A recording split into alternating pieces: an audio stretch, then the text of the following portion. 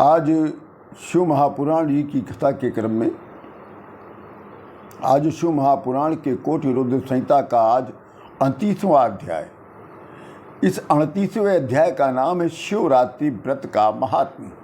इसमें इस अध्याय में शिवरात्रि का व्रत कैसे करना चाहिए स्वयं शिव जी ने ही बताया। एक बार पार्वती देवी और ब्रह्मा विष्णु जी ने पूछा था शंकर भगवान से कि हे शिव जी, आप किस प्रकार से संतुष्ट होते हैं और किस प्रकार की पूजा से आप प्रसन्न होते हैं और अपने भक्तों को भोग और मोक्ष दोनों प्रदान करते हैं।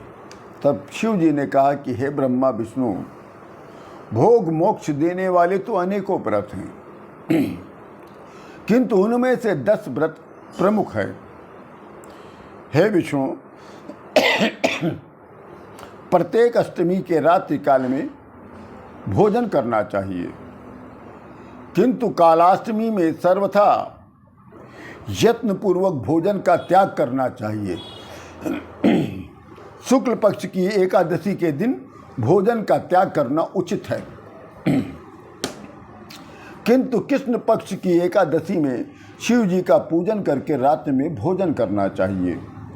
शुक्ल पक्ष की त्रयोदशी की रात्रि में भोजन करें, किंतु कृष्ण पक्ष की त्रयोदशी को शिव व्रतधारियों को भोजन कदापि नहीं करना चाहिए। दोनों पक्षों के सोमवार के दिन शिव व्रत करने वाले को रात्रि में भोजन करना चाहिए।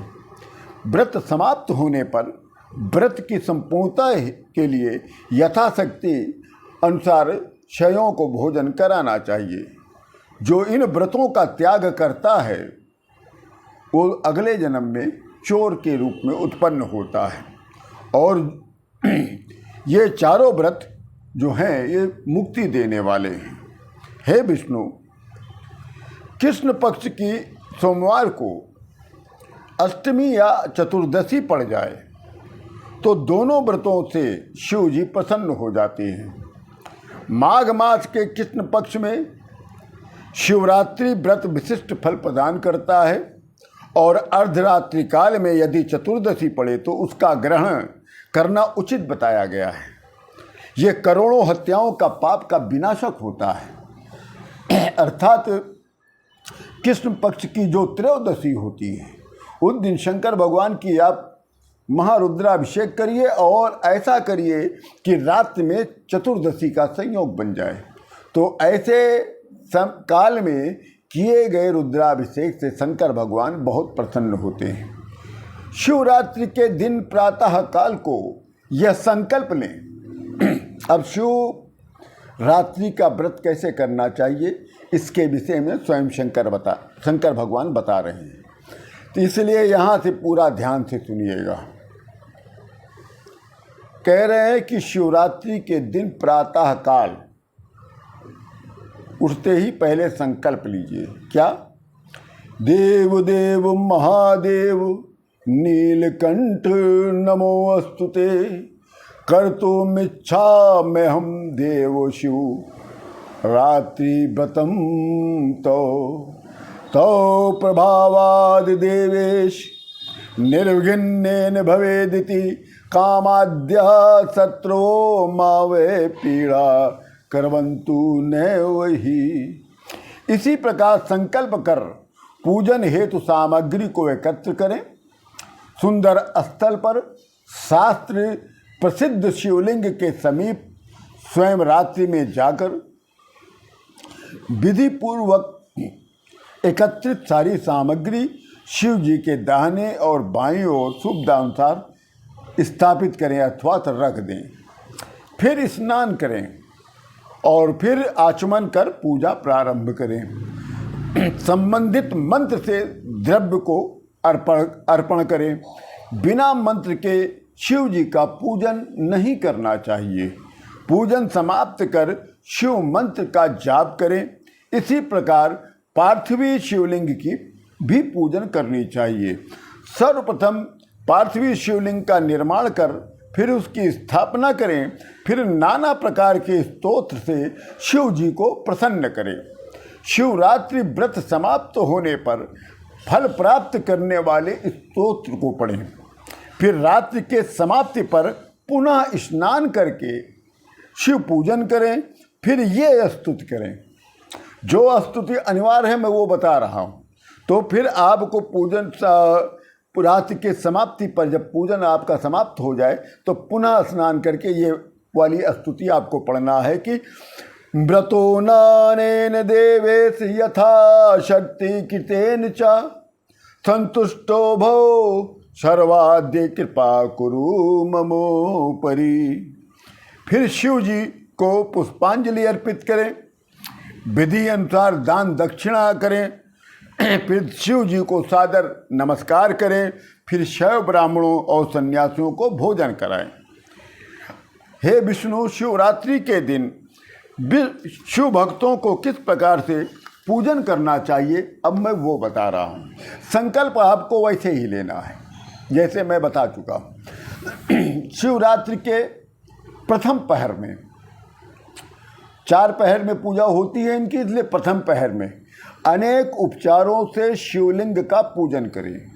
सर्वप्रथम 5 द्रव्यों से शिव जी का पूजन करें और उस वस्तु के मंत्रों से अलग अलग द्रव्यों को समर्पण करें। फिर मंत्रों के साथ जलाभिषेक करें। फिर जलधारा के साथ समर्पित द्रव्यों को उतारें। फिर 108 बार ओम नमः शिवाय मंत्र के साथ जलाभिषेक करें। फिर गुरु मंत्र से शिव जी का पूजन करें। यदि जो लोग गुरु दीक्षा नहीं लिए रहते हैं उनके लिए है कि गुरु मंत्र के अभाव में नाम मंत्र से शिव का पूजन करें। फिर सुगंधित चंदन, अखंडित चावल से और काले तिलों से शिव का पूजन करें। कमल और कनेर के पुष्पों के साथ 108 शिव नाम के मंत्रों को पढ़कर दोनों फूल को चढ़ाएं। फिर भव शर्व रुद्र पशुपति उग्र महान भीम ईशान, यही शिव नामों के आगे चतुर्षयंत ओम भवाय नमः इत्यादि कर्म से शिव पूजा करें। फिर धूप दीप नैवेद्य समर्पित करें। प्रथम प्रहर में नैवेद्य समर्पण करें और फिर श्रीफल से अर्घदान देकर तांबूल समर्पित करें। फिर शिव जी को प्रणाम करें। फिर गुरु मंत्र का जाप करें या फिर पंचाक्षर मंत्र का जाप करें। अब दूसरे प्रहर के बारे में शिव जी बता रहे हैं। प्रथम प्रहर के अनुसार संकल्प लीजिए। फिर तिल यौ कमल पुष्पों से शिव पूजा करें। फिर बिल्व पत्र को अर्पित करें। फिर बीजपुर अर्थात बिजौरे से शिवलिंग को अर्घ दें और फिर नैवेद्य में खीर चढ़ाएं। तीसरे पहर में कह रहे हैं कि प्रथम पहर के समान ही पूजा करेंगे, बस यौ के स्थान पर गोधूम और धतूरे के फूल से पूजा करेंगे। धतूरे का फल नहीं चढ़ाना चाहिए। मैं आज फिर बता रहा हूँ कि शिव महापुराण कहीं नहीं बताता है कि धतूरे का फूल चढ़ाना चाहिए। यहाँ केवल धतूरे का फल चढ़ाना चाहिए, केवल धतूरे का फूल चढ़ाना चाहिए। इसलिए कहा गया है कि यौ के स्थान पर गोधूम और धतूरे के फूल से शंकर भगवान की पूजा करें और नैवेद्य में शाक अर्पित करें। फिर कपूर से आरती करें और अनार से अर्घ्य दें।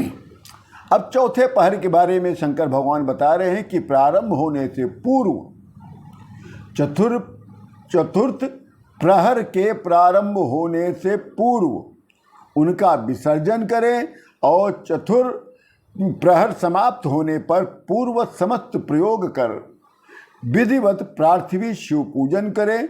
अनेक प्रकार के मिष्ठानों का भोग लगाएं या मांस के बने पकवान का भोग लगाएं। फिर केलों के फलों से अर्घ्य दें अथवा ऋतु अनुसार फलों का अर्घ्य दें। फिर मंत्र जप कर फिर मंत्रों के साथ ब्राह्मणों को भोजन कराएं। फिर गाल बजाकर नृत्य करें। फिर सूर्योदय के समय स्नान करिएगा। स्नान करने के बाद शिवार्चन करिए, फिर स्तुति करिए। तो कौन सी स्तुति करनी है? तो यहाँ बताया गया, कुलमम महादेव भजनम ते अस्तु सर्वदा, कुलमम महादेव भजनम ते अस्तु सर्वदा, मा भूतस्य कुले जन्म यत्र तम नाही देवता। फिर शिव जी को पुष्पांजलि अर्पित करके मस्तक पर अपने तिलक लगाकर फिर शिव जी का विसर्जन करें। इसी के साथ ये 38वां बहुत बहुमूल्य अध्याय है, ये पूर्ण होता है। आप सभी लोगों को राम राम।